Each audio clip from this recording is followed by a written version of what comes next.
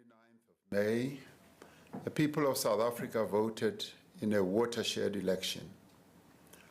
In casting their votes, our people made it clear that they expect political parties to work together to deliver on a mandate of transformation, growth, and renewal. And to give effect to this mandate, it was agreed that a government of national unity, which brings together parties from across the political spectrum, should be formed. This government of national unity would be bound by certain fundamental principles and would undertake a basic minimum of program of priorities that affect the lives of the people of South Africa.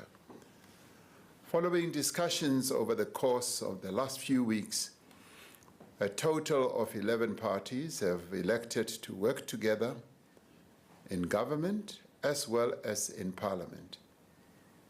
These are the African National Congress, the Democratic Alliance, the Patriotic Alliance, the Inkatha Freedom Party, Good Party, Pan-Africanist Congress of Azania, Freedom Front Plus, United Democratic Movement, Al-Jamaa, Rise Mzansi, and the United African Transformation. The partnership between the GNU parties is guided by a statement of intent which outlines fundamental principles and a minimum program of priorities.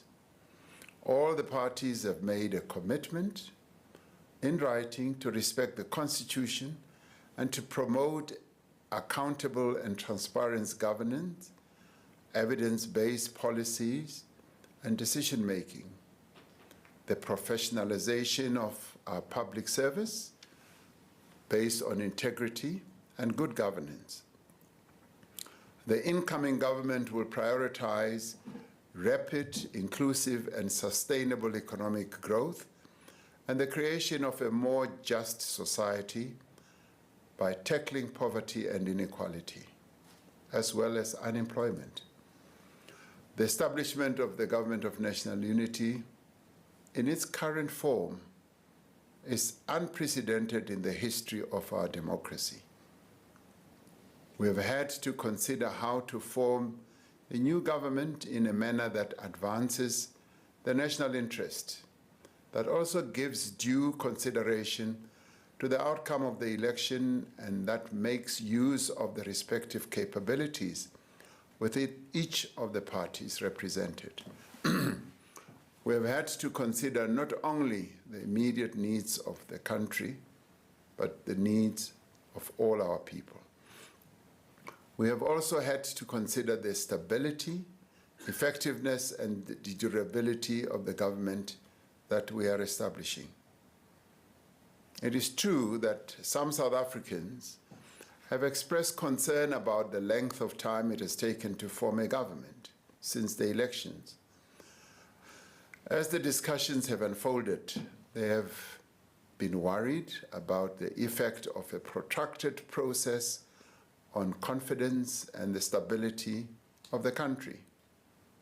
At the same time, many people have pointed to the experiences of other countries that have far longer history in democracy, where the formation of multi-party governments have sometimes taken several months. In one case, formation of a government took more than a year.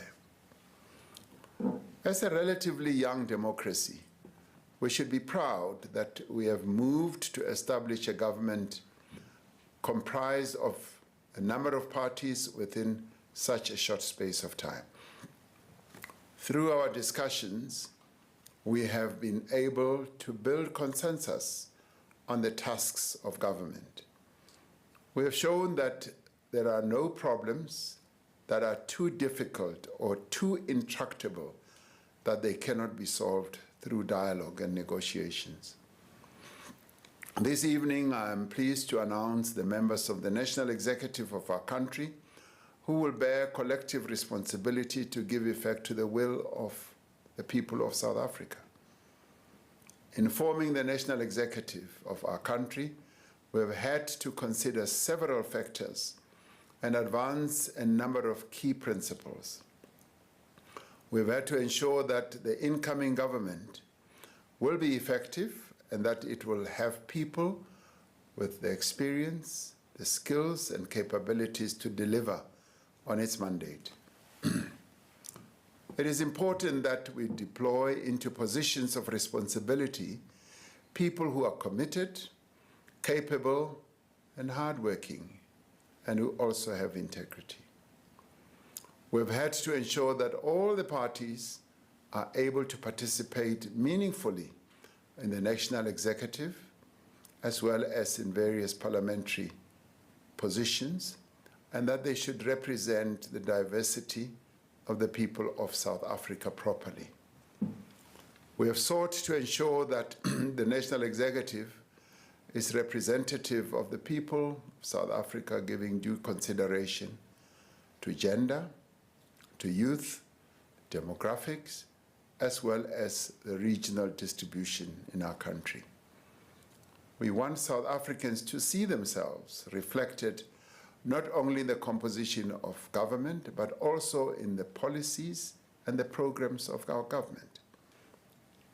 Given the challenges that our country faces today, and considering the electoral mandate this government must implement, and I mean that we must work hard to ensure that we achieve all the goals that we have set out. And with due regard to this, I've decided to make a number of changes in the government's portfolios. In the course of the 6th administration, I indicated my intention to reduce the number of portfolios in the national executive. However, due to the need to ensure that the national executive is inclusive of all the parties that are part of the government of national unity, this has not been possible. In some instances, we've had to consider it necessary to separate certain portfolios to ensure that there is sufficient focus on key issues. The ministries of electricity and energy will now be merged. There will be a separate Ministry of Minerals and Petroleum Resources. The Ministry of Agriculture will be separated from the Ministry of Land, Reform and Rural Development. Ministry of Higher Education will be separated from the Ministry of Science, Technology and Innovation. The Ministry of Justice and Constitutional Development will be separated from the Ministry of Correctional Services. There will no longer be a Ministry of Public Enterprises. The coordination of the relevant public enterprises will be located in the presidency during the process of implementing a new shareholder model. However, various key institutions will be reporting to the various ministries for policy matters. The following appointments to the executive will therefore be made. The Deputy President is Paul Mashatile. The Minister of Agriculture is John Steenhuisen. The Deputy Minister of Agriculture is Rosemary Nokuzola Kapa. Minister of Land Reform and Rural Development is Mzwanele Nyoncho. Deputy Minister of Land Reform and Rural Development is Chupu Stanley Matabata. Minister of Basic Education is Siviwe Kwahube. Deputy Minister of Basic Education is Regina Mahaule. Minister of Communications and Digital Technologies is Soli Malati. The Deputy Minister of Communications and Digital Technologies is Mondli Gungubele. The Minister of Cooperative Governance and Traditional Affairs is Velinkosi Tlabisa. The Deputy Minister of Cooperative Governance and Traditional Affairs is Dixon Masemola and Nkosi Zolile Burns Ngamashe. The Minister of Defense and Military Veterans is Angie Motsecha. Deputy Minister of Defense and Military Veterans is Bantu Holomisa and Richard Mkongo.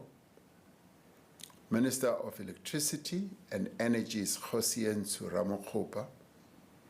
Deputy Minister of Electricity and Energy is Samantha Graham. Minister of Science, Technology and Innovation is Blade Nzimande. The Deputy Minister of Science, Technology and Innovation is Nomalungelo Gina. Minister of Employment and Labor is Nomakosazana Meth. Deputy Minister of Employment and Labor is Jomo Sibiya and Pumzile Mgcina. Minister of Finance is Enoch Godongwana. Deputy Ministers of Finance are David Masondo and Ashor Sarupen. Minister of Forestry, Fisheries and Environment is Dion George. Deputy Ministers of Forestry, Fisheries and Environment are Naren Singh and Bernice Swart. Minister of Health is Dr. Aaron Motsoaledi. Deputy Minister of Health is Dr. Joe Patla. Minister of Higher Education is Dr. Nobuhle Nkabani. The Deputy Ministers of Higher Education are Buti Manamela and Dr. Mimi Gondwe. Minister of Home Affairs is Leon Schreiber. Deputy Minister of Home Affairs is Njabulo Nzuza. Minister of Human Settlements is Mamoloko Kubai. Deputy Minister of Human Settlements is Thandi Mahambeshala. The Minister of International Relations and Cooperation is Ronald Lamola. Deputy Ministers of International Relations and Cooperation are Alvin Buotes and Thandi Moraka. Minister of Justice and Constitutional Development is Tembing Kadimeng. The Deputy Minister of Justice and Constitutional Development is Andries Nel. The Minister of Mineral and Petroleum Resources is Gwede Mantashe. Deputy Minister of Mineral and Petroleum Resources is Judith Nemadzinga Chabalala. Minister of Planning, Monitoring and Evaluation is Marupini Ramokgopa.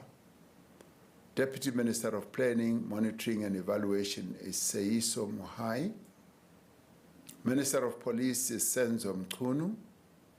Deputy Ministers of Police are Poli Bushielo and Kassel Matale. Minister in the Presidency is Kumbuzo Nchabeni. Deputy Ministers in the Presidency are Nongeba Mhlauli and Kenneth Morolo. Minister of Public Service and Administration is Nkosi Mzamo Buthelezi. Deputy Minister of Public Service and Administration is Pinky Kekana. Minister of Public Works and Infrastructure is Dion McPherson. Deputy Minister of Public Works and Infrastructure is Sihle Zigalala. Minister of Small Business Development is Delanda Beni. The Deputy Minister of Small Business Development is Jane Sitole. The Minister of Social Development is Sisisi Tolashe. Deputy Minister of Social Development is Hanif Hendricks. The Minister of Sports, Arts and Culture is Gayton McKenzie. Deputy Minister of Sports, Arts and Culture is Peace Mabe. Minister of Tourism is Patricia DeLille. Deputy Minister of Tourism is Maggie Sochu. Minister of Trade and Industry and Competition is Pax Dao. The Deputy Ministers of Trade, Industry and Competition are Zuko Godlimpi and Andrew Whitfield. Minister of Transport is Barbara Creasy. Deputy Minister of Transport is Mkhuleko Hlengwa. Minister of Water and Sanitation is Phemima Jodina. Deputy Ministers of Water and Sanitation is David Mahlobo and Isaac Siakholo. Minister of Women, Youth and Persons with Disabilities is Sindisiwe Chikunga. Deputy Minister of Women, Youth and Persons with Disabilities is Mapaseka Steve Litsike. Minister of Correctional Services is Peter Groenewald, Dr. Peter Groenewald. Deputy Minister of Correctional Services is Lindiwe Nchalinchali. These men and women that we have appointed to the executive are drawn from all corners of our country. They reflect the diversity of our nation. They have a responsibility to work together to serve the people of South Africa as a whole. None of the members of the National Executive has been appointed to serve the interests of a particular constituency, a particular party, or a particular section of society. Collectively and individually, they are responsible to the people of South Africa. In the spirit of partnership and collaboration, the incoming government will work together with other formations to convene what we have spoken about a few days ago, which is a national dialogue. Through this national dialogue, all parties, civil society groups, labor, business, and other stakeholders will be invited to work together to address the critical challenges facing our nation. We call on all South Africans to participate in the national dialogue and to give their support to this government of national unity as it begins its work. As the leaders of political parties, as ministers and deputy ministers, as public representatives, we understand and accept the responsibility that we bear. We have all been called upon to serve the people of this country, and we will do so to the utmost of our ability. I thank you.